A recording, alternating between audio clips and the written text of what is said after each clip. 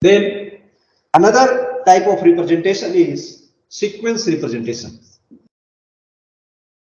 Another type of representation is sequence representation.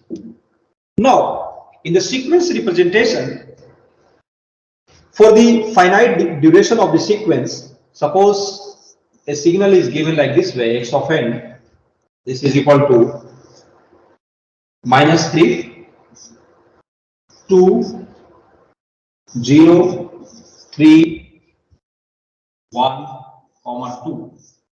So, and suppose if I am giving an arrow mark over here.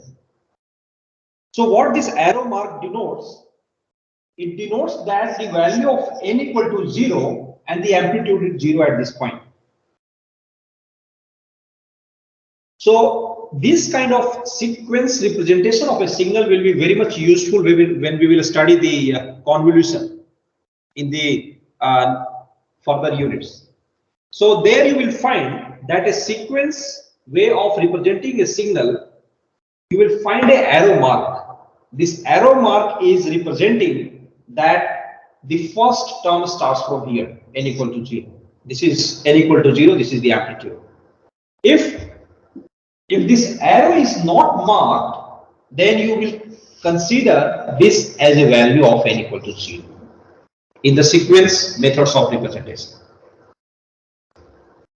Whenever sequential form of representation of a signal we will discuss, we will always denote by this way, and this symbolizes, this denotes the n equal to 0. So these are 4 different types of representation of a discrete type signal that we had discussed.